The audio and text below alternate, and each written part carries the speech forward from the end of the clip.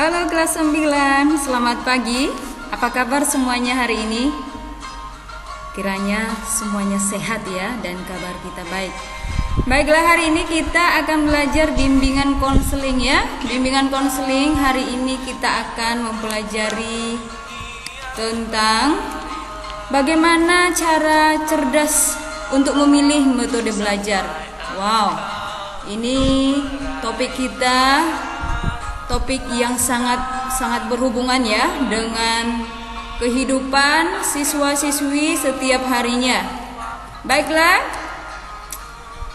tidak terasa ya sekarang bahwa kalian anak kelas 9 menjadi kelas tertinggi untuk tingkat SMP. Benar nggak ya? Artinya bahwa aroma-aroma ujian sekolah itu sudah mulai tercium, baik ujian nasional ataupun ujian yang lainnya ya. Maka ingat, kurangi bermainnya. Kita tidak sama lagi dengan kelas 8, kelas 7. Kita kelas 9 sudah menjadi kelas tertinggi, artinya kita harus lebih giat lagi belajar ya. Untuk pembelajaran anak kelas 9 tentunya bertujuan. Kita bukan hanya sekedar belajar, tapi apa ya tujuan dari pembelajaran? Kita sekolah setiap harinya bukan hanya untuk sebuah rutinitas ya, tetapi memang ada tujuan yang harus kita capai di dalamnya. Yang pertama, terbentuknya tingkah laku baik dalam bentuk pengetahuan ya, pengetahuan tentang banyak hal. Dan yang kedua, keterampilan kita juga. Kalau di sekolah itu kita bukan hanya dibentuk untuk mengetahui banyak hal ya, tetapi keterampilan ini banyak sekali jenisnya. Dan selain keterampilan dan pengetahuan, tentu sikap kita juga dibentuk menjadi lebih baik di sekolah. Jadi pembelajaran itu sangat berguna ya. Seperti tema kita hari ini tadi, bagaimana kita memilih metode belajar. Anak kelas 9, teori belajar itu terdiri dari 4 ya. Mungkin anak kelas 9 belum pernah mendengar atau barangkali sudah ada yang pernah mendengar ya. Yang pertama kita akan masuk di teori behavioristis ya. Teori behavioristik yaitu usaha guru membentuk tingkah laku siswa dengan memberikan stimulus dengan menyediakan lingkungan sebagai rangsangan. Nah, ini antara guru dan siswa itu ada interaksi. Teori ini bisa guru membawa anak didiknya ke lapangan untuk misalnya melakukan pembelajaran itu langsung di daerah terbuka, bukan di kelas seperti biasanya ya, tapi kita langsung terjun ke tempatnya. Yang kedua, teori kognitif ini adalah di mana guru memberikan kesempatan kepada siswa untuk mengenal dan memahami pelajaran yang sedang dipelajari. Ini yang biasanya dilakukan oleh Bapak Ibu guru di sekolah ya. Jadi anak-anak, metode ini berkembang lagi menjadi teori Gestalt ya. Teori ini adalah usaha di mana guru memberikan pembelajaran yang lebih menarik. Metode ini bisa dikembangkan oleh guru, tidak monoton, seperti ini terus, tapi ada yang dikembangkan oleh guru bagaimana metodenya, cara mendidik anak didik di sekolah ya, berbagai metode supaya anak-anak lebih tertarik. Dan yang keempat disebut dengan teori humanistik, di mana guru memberi kebebasan kepada siswa untuk memilih bahan pelajaran, cara mempelajarinya sesuai dengan minat kemampuan siswa. Nah, ini bisa kita lakukan, tapi ini sangat jarang sekali ya. Teori humanistik ini misalnya guru, Bapak Ibu guru memberikan kepada siswa misalnya nih tentang membahas satu topik pembahasan. kita serahkan kepada anak-anak gimana anak didik itu memilih bahan apa yang harus dipelajari. Siswa bisa misalnya meminta, Pak, Bu, kita belajar inilah di hari Senin. Caranya begini saja, Pak, Bu, Miss, seperti ini saja kita belajarnya. Nah, tergantung minat dan kemampuan siswa ya. Kenapa ada teori ini? Terkadang teori ini muncul bisa terjadi karena siswa-siswi sudah bosan ya dengan teori yang 1, 2, 3. Jadi di sini ada kesempatan siswa untuk memberi masukan bagaimana cara belajarnya dan bahan apa saja yang dipelajari. Nah, ini bisa kita gunakan di sekolah, bisa saja ya. Boleh kita gunakan, tapi tergantung situasi dan kondisinya. Kita lanjut. Persiapan apa sih Miss yang wajib dalam belajar agar hasilnya bagus? Nah, kelas 9 perhatikan. Ketika anak kelas 9 mau belajar, kelas 9 itu pernah nggak memikirkan persiapan apa yang wajib supaya kita mendapatkan hasilnya yang bagus. Nah, semua sekolah pasti menerapkan persiapan-persiapan sebelum belajar. Mungkin di semua sekolah yang umum-umum ya bisa sama, tapi mungkin di antara sekolah ada kemungkinan perbedaan-perbedaan, tapi itu perbedaannya sangat kecil sekali ya. Yang pertama dikatakan persiapannya itu adalah doa. Untuk apa sih Miss doa? Doa itu bagaimana kita mempersiapkan diri dengan baik. Kita mau memulai pembelajaran itu tentunya kita mau pembelajaran itu berhasil. Gimana caranya? Nah, ingat ya, sangat penting ya. Sepintar apapun kita, kalau kita tidak mengandalkan Tuhan, itu dosa ya. Karena kita pintar, siapa yang memberikan otak kepada kita? Siapa yang memberikan kita kesehatan? Siapa yang memberikan kita waktu? Itu semuanya dari Tuhan. Jadi segala sesuatunya memang harus kita awali dengan doa. Itu artinya kita manusia yang benar-benar hormat kepada pencipta kita. Yang kedua, bagaimana dengan mood kita?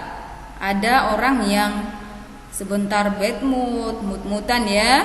Nah, suasana hati kita sangat mempengaruhi cara belajar kita. Suasana hati kita ini sangat mempengaruhi hasil nilai kita. Ingat, anak kelas 9, kalian sudah kelas 9, jangan sampai mood kita ini mempengaruhi. Bahkan ada beberapa siswa-siswi yang memiliki sikap seperti ini, mood-moodan, sebentar sudah bad mood, nggak tahu apa penyebabnya. Nah, mood kita ini harus sebenarnya kita perbaiki dulu. Sebelum kita belajar harus kita perbaiki. Kita harus sadar kita seorang siswa loh. Jadi apa yang harus kita lakukan sebagai seorang siswa? Ya, semangat dong untuk belajar ya. Oke, yang ketiga, rapikan meja belajar. Siapa ya di rumah ya kalau belajar itu di meja? Ya tentunya di sekolah pakai meja, tapi Miss tidak tahu apakah di rumah anak-anak pakai meja ataukah di tempat tidur. Tidak boleh, tapi bisa saja terjadi. Nah, mungkin ada yang di lantai, di tikar ya. Jadi di sini dikatakan rapikanlah meja belajar, karena seorang siswa itu memang belajarnya menggunakan meja belajar, jadi itu mempengaruhi.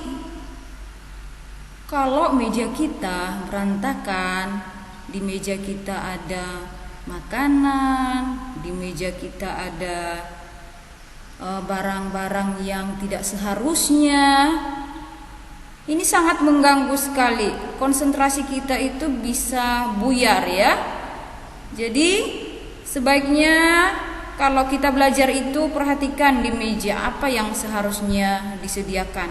Kalau sekarang kita belajar secara online, ya mungkin yang di meja itu laptop, handphone, buku, pena, Alkitab. Nah, jangan ditaruh barang-barang yang tidak seharusnya ditaruh di atas meja ya. Karena kalau kita sudah terganggu dengan hal-hal seperti ini, tentu nilai kita nanti tidak baik. Yang keempat, anak kelas 9 perhatikan. Ini yang keempat ini silent HP-nya. Di HP-nya itu jangan sampai mengganggu kita. Harus dimatikan suaranya. Nah, kemungkinan ini Miss tidak mendukung ya, benar sekali ya. Kita dalam suasana belajar online memang ini sangat tidak mendukung. Karena apa? Kita memanfaatkan handphone, ya kita pasti membutuhkan yang namanya handphone dan suaranya ya. Jadi mungkin hanya triknya yang boleh kita gunakan, dikecilkan saja suaranya ya. Oke, yang kelima, jika jenuh, ambil sikap istirahat sebentar. Artinya istirahat sebentar itu bukan melampaui batas, melampaui jam gitu ya. Tapi bisa 5 menit, 10 menit, baringkan dulu tubuh kita, istirahat, tinggalkan dulu kesibukan belajarnya. Tapi kalau sedang guru menjelaskan, misalnya guru sedang bertatap muka lewat Google Meet, Zoom, ini tidak boleh dilakukan ya. Ini kapan dilakukan? Ketika kita mungkin mengerjakan tugas. Jangan dipaksakan.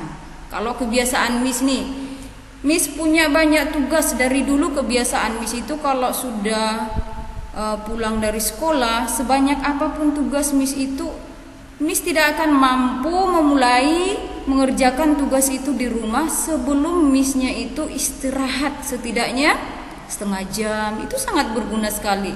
Tidur di siang hari, kalau pulang sekolah sore hari, setengah jam itu sangat-sangat bermanfaat ya. Jadi istirahat sebentar. Nah, kita masuk lagi, kita lanjut anak-anak. Sekarang kita masuk ke strategi belajar yang efektif ya. Ini dia strateginya ya. Bagaimana cara belajar kalian di rumah yang efektif? Kita perhatikan ya. Yang pertama, ciptakan suasana belajar yang nyaman. Jangan memasang musik terlalu keras. Tentunya ini sangat mengganggu konsentrasi kita. Itu hanya contoh kecilnya ya.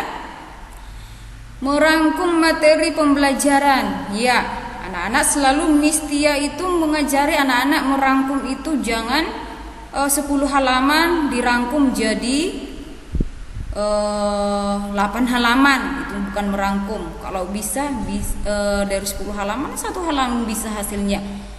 Jadi benar-benar ringkas, padat, tepat ya. Tidak perlu panjang lebar. Yang penting kita dapat inti-intinya saja ya.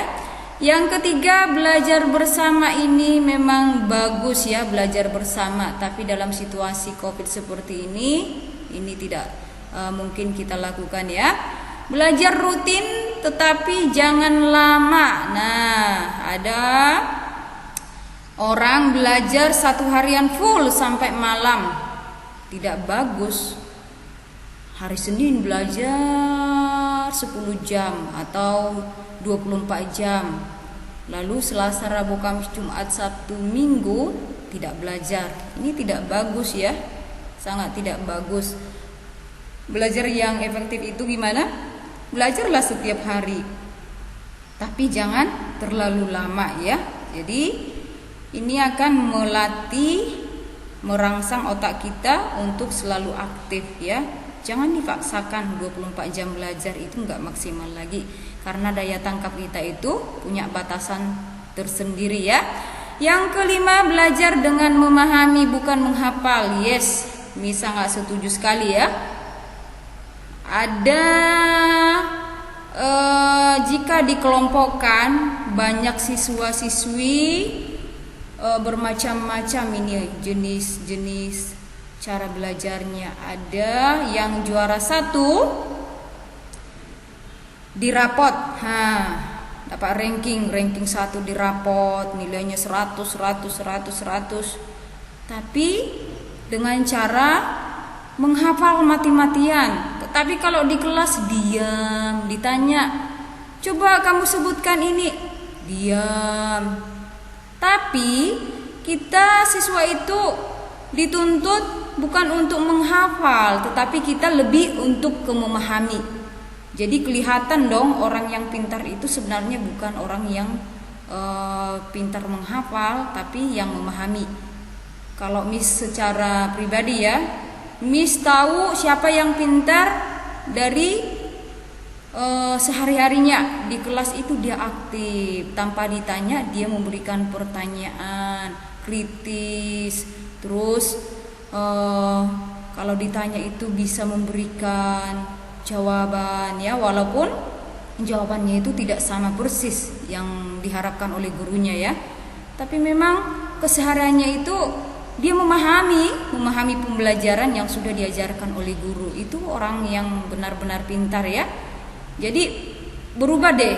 Kalau selama ini anak-anak mendapat nilai ranking itu hanya karena hafal, Miss yakin hari ini kamu ranking 1, besoknya ditanya tidak tahu, tidak ingat lagi pelajarannya. Tapi orang yang memahami itu jauh lebih bagus. Seumur hidup kamu pasti paham dengan pelajaran itu ya. Makanya Miss selalu itu dalam ujian selalu meminta apa yang kamu pahami. Percuma dong kita belajar kalau hanya untuk dihafal, tetapi coba belajar untuk memahami ya. Oke, anak kelas 9 kita lanjut. Sekarang masuk di gaya belajar. Bagaimana gaya belajar anak-anak selama ini dari kamu TK, SD, SMP, bahkan nanti melanjut ke jenjang berikutnya. Ada 3 gaya belajar manusia ya, atau katakanlah siswa-siswi murid. Yang pertama, anak-anak perhatikan, gaya belajar itu dikatakan visual. Apa itu? Visual ini cenderung kepada yang dilihat daripada yang didengar. Berikan contoh, apa ya contohnya ya? Misalnya kita nonton TV nih, kita matiin volumenya, kita bisa menangkap apa yang sedang kita lihat.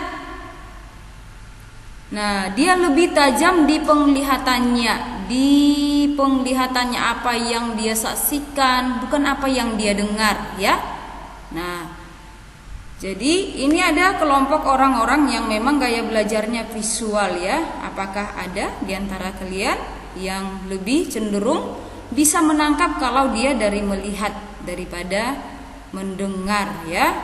Misalnya kalau radio itu kan mendengar, sedangkan televisi itu melihat ya. Yang kedua, auditorial, yaitu cenderung melalui suara dalam pembelajaran. Contohnya apa ya Miss ya? Apa maksudnya ya? Maksudnya melalui auditorial ini yaitu suara. Ada enggak ya kelas 9 kalau di rumah itu belajar selalu pakai suara? Belajar agama pakai suara, membaca buku selalu pakai suara, untuk memahami segala sesuatu dia harus pakai suara. Nah, ada orang seperti ini ya. Kalau dia bertemu dengan orang yang visual tadi, bisa berantem ini. Bisa tidak cocok ya. Si A harus bersuara, si B tidak boleh bersuara, harus diam. Nah, ada bermacam-macam ya. Yang ketiga, kinestetik, yaitu cenderung melakukan segala sesuatu secara langsung melalui gerak dan sentuhan. Nah, ini cenderung dengan orang-orang yang aktif ya. Ini tidak tahan ini duduk di kursi, tidak tahan berlama-lama di meja belajar, tapi dia selalu lebih suka dengan gerakan. Dia mendapatkan sesuatu pelajaran itu langsung bergerak gitu loh, dengan adanya respon langsung ya. Jadi ini anaknya aktif, tidak diam ya.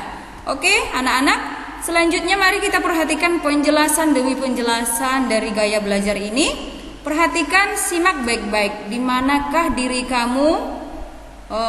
Bagian manakah kamu? Kita perhatikan ya. Yang pertama tadi, bahwa gaya belajar visual.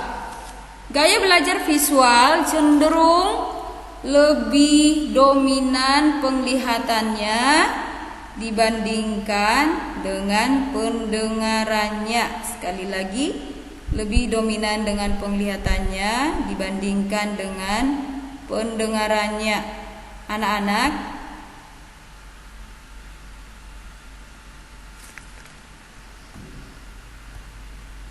gaya belajar visual cenderung lebih khusus belajar melihat pada fokus telaahnya. Ciri-ciri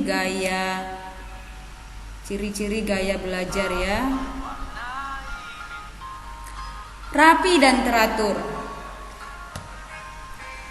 Anak kelas 9 perhatikan, apakah ini bagian kamu? Orangnya rapi, dia juga teratur. Dia berbicara dengan cepat, perencanaan dan pengatur jangka panjang yang baik, teliti ya, terus mementingkan penampilan baik dalam hal pakaian maupun presentasi ya, pengeja yang baik dan dapat melihat kata-kata yang sebenarnya dalam pikiran mereka, mengingat apa yang dia lihat daripada yang dia dengar, mengingat dengan asosiasi visual, biasanya tidak terganggu oleh keributan. Nah, anak-anak, rapi dan teratur. Sepertinya ini, Miss-nya tidak termasuk di sini ya, karena dari kecil Miss-nya sampai hari ini sekolah masalah catatan segala macam. Miss kalau ditanya bisa jadi catatannya nggak ada, tapi Miss-nya bisa belajar hanya apa yang Miss dengarkan, lihat. Tapi kalau yang namanya catat mencatat ini Miss kurang iya banget ya. Terus berbicara dengan cepat, pasti ada di antara kalian ya. Oke, kita diperhatikan semuanya. Nanti kalian kelompokkan di bagian mana ya, kalian yang sangat tepatnya. Sekarang kita masuk ke bagian yang kedua, yaitu gaya belajar auditorial. Ciri-cirinya, berbicara pada diri sendiri saat bekerja. Ada nggak ya? Sepertinya ini Miss banget loh. Kalau di rumah itu Miss-nya kadang berbicara kayak ada teman, padahal diri sendiri ya. Terus mudah terganggu oleh keributan. Benar, Miss-nya nggak bakalan fokus kalau ada keributan. Terus menggerakkan bibir mereka dan mengucapkan tulisan di buku ketika membaca. Senang membaca dengan keras dan mendengarkan. Dapat mengulang kembali dan menirukan nada, berirama dan warna suara. Iya. Merasa kesulitan untuk menulis. Tetapi hebat dalam bercerita. Miss banget ya. Ada nggak ya teman Miss ya? Berbicara dalam irama yang terpola. Biasanya pembicara yang fasih. Lebih suka musik daripada seni. Ya, Miss juga suka banget ya musik. Belajar dengan mendengarkan dan mengingat apa yang didiskusikan daripada yang dilihat ya. Ciri-ciri gaya belajar tersebut dapat disimpulkan Siswa yang mempunyai gaya belajar auditorial dapat belajar lebih cepat dengan menggunakan diskusi verbal dan mendengarkan penjelasan guru. Iya, kayaknya ini miss banget ya. Hanya memperhatikan guru tanpa bawa buku, tanpa bawa pena. Ini miss banget. Mungkin diantara anak-anak ada ya yang seperti ini ya. Kita lanjut. Yang terakhir, gaya belajar kinestetik ya. Gaya belajar kinestetik memiliki gaya belajar dengan melakukan segala sesuatu secara langsung melalui gerak dan sentuhan. Ciri-ciri kinestetik diantaranya berbicaranya dengan perlahan, menanggapi perhatian fisik, menyentuh orang untuk mendapatkan perhatian mereka, berdiri dekat ketika berbicara dengan orang. Ada enggak ya di antara kelas 9 seperti ini? Selalu berorientasi pada fisik dan banyak bergerak, mempunyai perkembangan awal otot-otot yang besar. Belajar melalui manipulasi dan praktik, ya harus praktik ya. Menghafal dengan cara berjalan dan melihat. Ada enggak ya? Menghafal itu dengan cara berjalan, tidak bisa diam duduk di kursi dengan tenang, tapi sambil berjalan pontang-panting, mondar-mandir ke sana ke sini. Ya, ada gaya orang memang seperti ini. Menggunakan jari sebagai penunjuk ketika membaca. Nah, ini bisa dikatakan menunjukkan gaya belajar kita loh. Miss punya teman seperti ini waktu SMP. Mungkin gurunya tidak memahami ya gaya belajar setiap anak itu. Ketika teman Miss belajar disuruh membaca, lalu dia menggerakkan tangannya di atas buku. Miss ingat itu, guru Missnya memarahinya. Kenapa kamu menggunakan tangan kamu, jemari kamu di atas buku? Seperti anak TK saja, seperti anak SD saja, sudah SMP tidak tahu malu. Nah, sangat kurang baik ya pandangan guru seperti itu. Tapi ini menunjukkan gaya belajar kinestetik ya, bahwa dia langsung bergerak, dia tidak mau diam gitu ya. Menggunakan isyarat tubuh. Siswa yang mempunyai gaya belajar ini belajar melalui gerak, menyentuh dan melakukan langsung. Siswa seperti ini sulit untuk duduk berjam-jam, benar. Karena keinginan mereka untuk beraktivitas, bereksplorasi sangat kuat, sehingga di saat mereka belajar dengan gaya belajar seperti ini harus memang melalui gerakan dan sentuhan. Ketika jenis ini ciri-ciri dominan dalam melakukan suatu kegiatan, begitu pula dengan gaya belajar siswa terlihat adanya ciri dominan ini, yaitu proses pembelajarannya sehingga dapat mencapai hasil maksimal. Nah, anak-anak tidak jadi masalah ya kalau memang harus dengan gerak, sentuhan, tapi lihat kondisi juga ya. Tapi kalau memang situasinya memungkinkan anak-anak harus ada sentuhan dan gerak, silahkan. Mana yang lebih cepat membuat kamu mengerti dan memahami pembelajaran itu, silahkan lakukan ya. Oke, kelas 9 pembelajaran kita hari ini tentang memilih metode belajar. Anak-anak, kiranya pembelajaran kita BK hari ini bisa menambah wawasan kita. Jadi perhatikan bagaimana cara belajar kamu yang efektif, bagus, gayanya bagaimana, semuanya perhatikan di sini. Kiranya pembelajaran kita bisa bermanfaat untuk kita semuanya. Terima kasih. Bye.